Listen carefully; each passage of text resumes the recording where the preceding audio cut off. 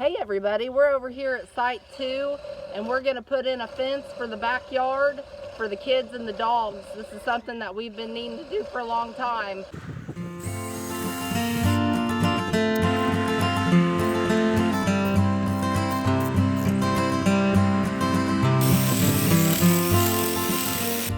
Man glitter.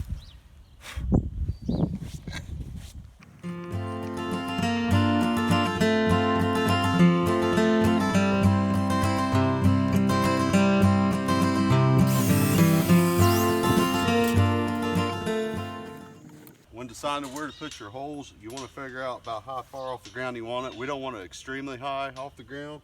It's fairly level here. But at the same time, we want to make sure, because it does kind of go uphill this way, which is going to be one way it's going to be swinging. So we need to make sure it's high enough where it's not going to hit a whole lot of dirt when it comes up. Now these little brackets here, what you're going to do is you're going to drill a couple holes. You got two brackets. The first one, the top one, it'll go like this after you screw it in. You'll be able to move this up and down up to about here to right here. Then this bottom one, you'll be able to move it a little bit too. So typically what I do is I'll go pretty close to the center. Now on the top one, I'll go to center to top, because I want it fairly tight, and if this thing comes loose by God knows what, somebody hanging on the fence or whatever, I know it can only go so far down. So that's why I want to leave it somewhat to the top so it ain't got a whole lot of drop. Same thing down here. It'll probably be to half the bottom. So we'll probably put that one about there.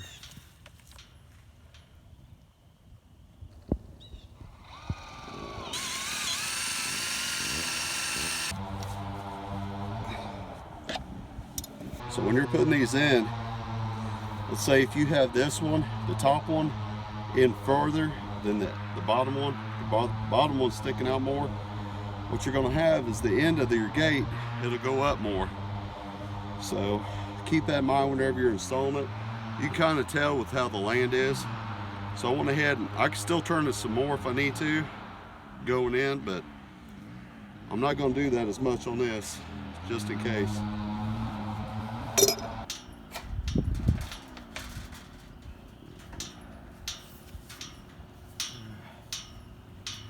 So it looks like a pretty good pitch.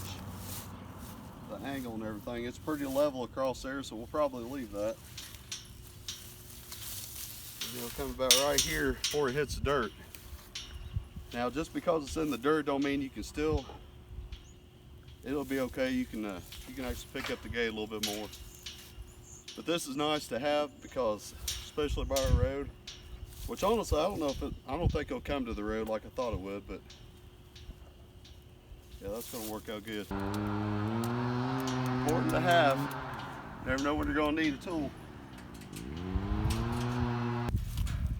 Which if you are putting animals, especially any of the smaller type of animals, you're definitely going to want a fence on your gates. Because I'll tell you what, they will find a way to get through. Especially if you got goats or dogs or anything like that. Now this is a used gate. Obviously it's got fencing on it. If you can find a good used one, it's usually a lot cheaper than the new one. So, and another thing too, if you got somebody intruding and they're like, well, we're just going to climb up on this gate, we're going to go behind their house or whatever, English Mastiff come chasing them, they're going to have a heck of a time on this side trying to get out. So, kind of a 2-for-1 deal. Typically you want it about 1.5 feet, 2 foot deep, just to keep it from moving too much.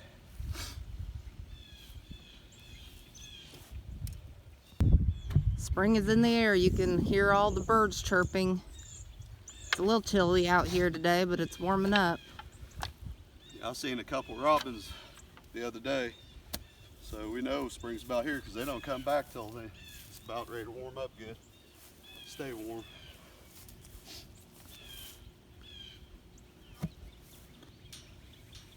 So you can see how it's curved out this way. That's intentional, because mostly we're just going to be coming from the house if we have to get in here, for one. For two, the county, they own 3 feet. 1, 2, 3. So really I could put a post right here legally. This is my property, even though I'm paying for halfway to the road. We'll just run a straight fence now to that corner post, and then straight on back to this property line here. We've got the corner post set. Now we use T-posts and the brackets. Now I don't know if you guys have ever seen these before, but it's got this little thing here that slides into this and it keeps it there. And then these just pop right up. Use another T-post. Then whenever we put the fence on there and pull it tight, it's gonna draw them together. So, and we got a line going all the way to the property line here. We got another line going from the corner to this. And this is what we're using right here. It's called a wedge lock. So they're about 20 bucks. At least they are right now. They'll probably go up like everything else, but they work pretty good. And you can actually get them.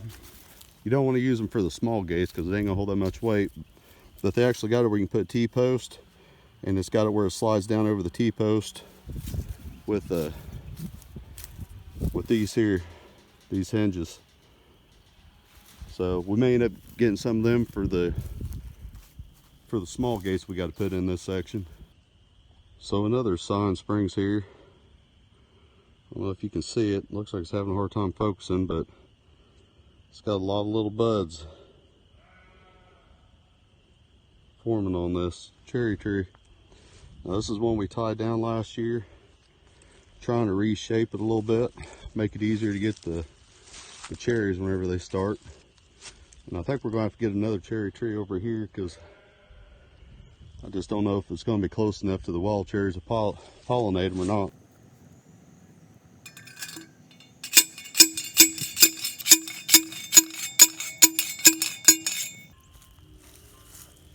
So it's important, after you get the fence post up there, you want to make sure it's right on the flat part. And then after you get it on the ground, make sure you take your foot or something, or have somebody hold it when you drive it, because otherwise it's just going to cut that string, guys.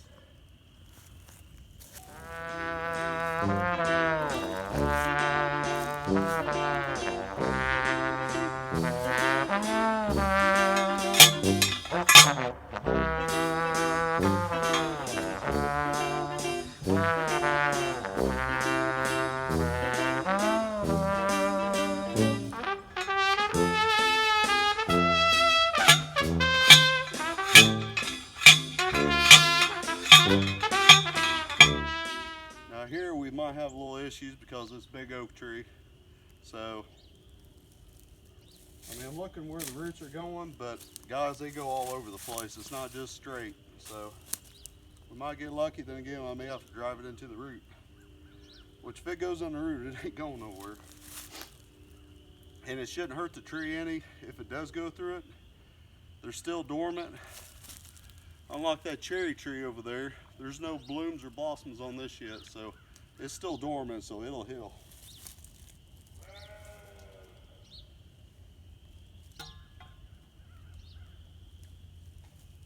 Wrong way.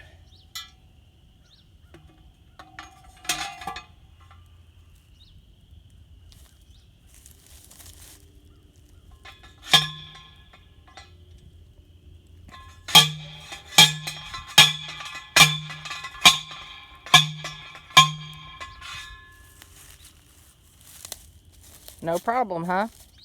Not that one.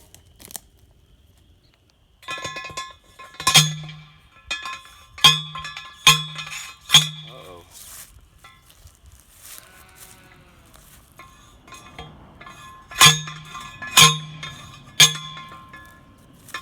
It gave. Hit a root. Hit a root. a couple of years you won't be able to pull that thing out.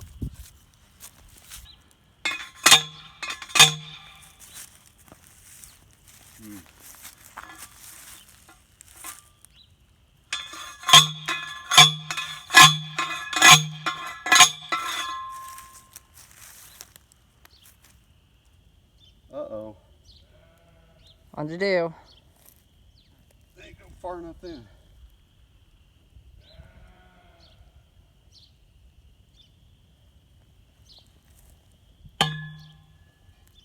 There we go. Alright, so now we got a predicament. Which we might be able to do this one. But as you can see, it's getting lower and lower and lower. And eventually, it ain't gonna work. We won't be able to get a very good accurate. So, since we know that this is good and they all are down through there. See, it's straight as an arrow down through there. So, we can use this as a guide briefly until we start going back up the hill, then we can let this go. So what we're gonna do is we're gonna pull the string down. It's got the teeth on the other side. And what we're gonna do is we're gonna take this string here, we're gonna keep it tight on that tooth.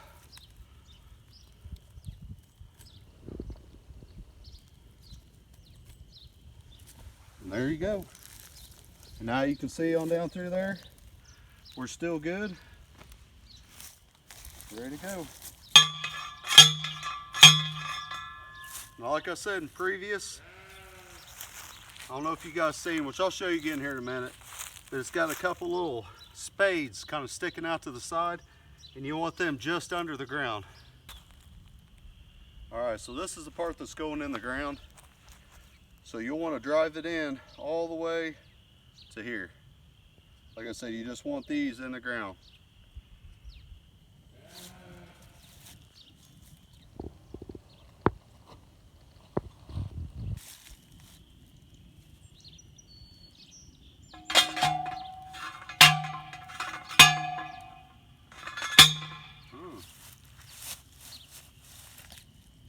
Something right there.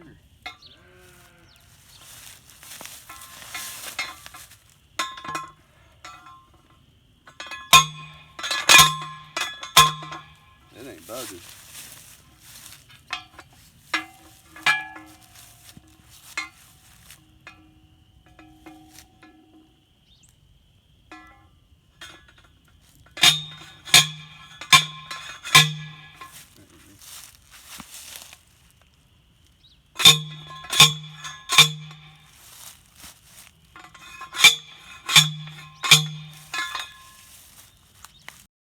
So what I did is I came over quite a bit to the block building, and after we get this all done, we'll probably curl this in here, and I might put another T-post on the inside, but I don't think it'll be necessary because I just don't think anything's going to come through there. So I already put 3, and we'll put the 4th one now. And again, this is called horse fencing. It's got the smaller rectangles, so I mean, it's more expensive. You get less fencing as far as feet as cattle fencing, but we got a small little dog, and this also help keep the rabbits out, the wild rabbits, and if our rabbits get loose, it should keep them in, as well as the chickens and stuff, so we should be able to catch them. So multi-purpose is going to go here all the way back to the woods like I showed you. And the rest of it will probably all be cattle fencing though. So.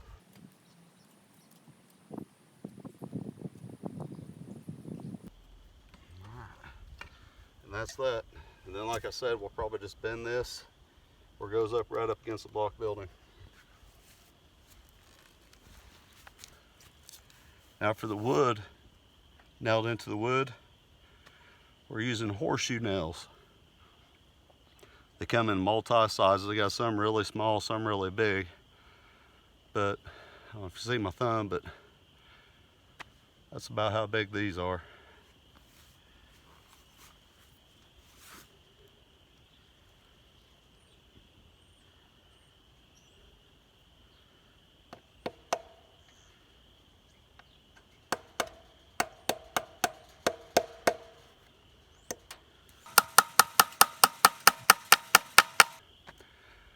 These are fencing pliers.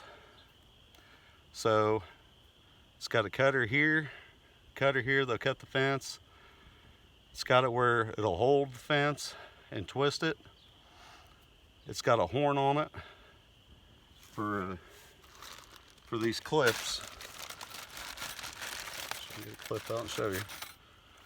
These are fencing clips. These go around T-post. But anyway, whenever you put it around the T-post and hook it onto the fence, you can take this and twist it on up and pull it. And this end is your hammer for the horseshoe nails.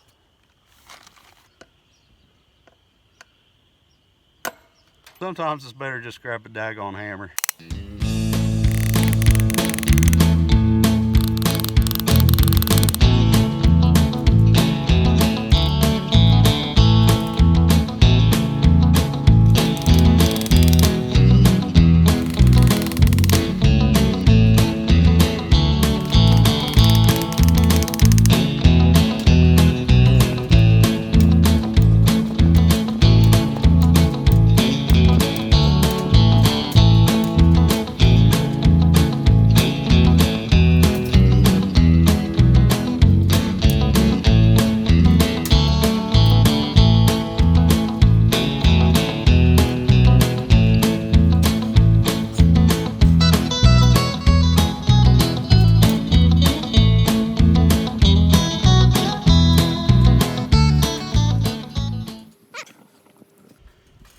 So you can see I'm leaving it kind of the pointy ends in, so if they do hit that dog or whatever, they'll stop, think twice.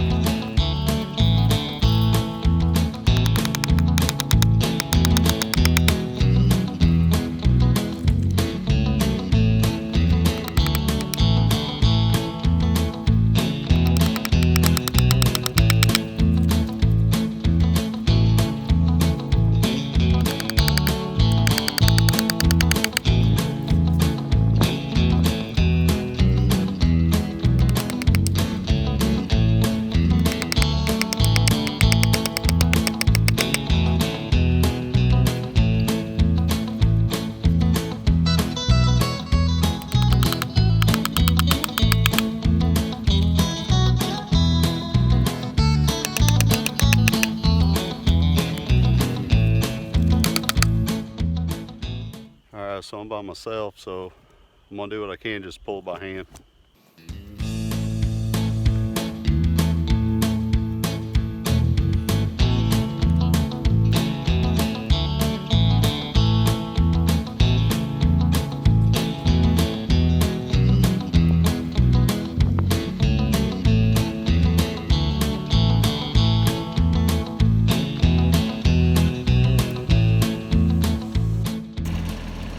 Dad came to the rescue.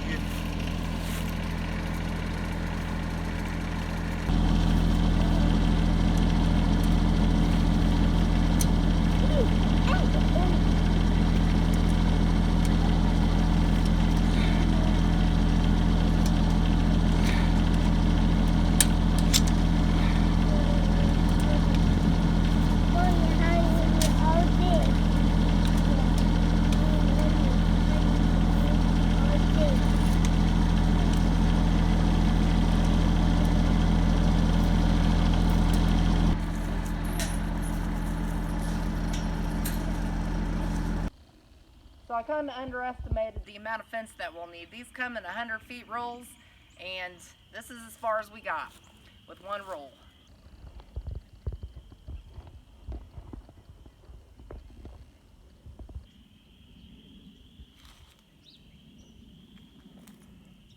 And that's as far as we need to go to finish the property line. So we have one more roll, and I'm going to have to get some more material, so to be continued. We hope you enjoyed watching Chamberlain Family Farms. You can contact us at chamberlainff@gmail.com. You can also check us out on Facebook, Chamberlain Family Farms. We hope you enjoyed. Please like and subscribe.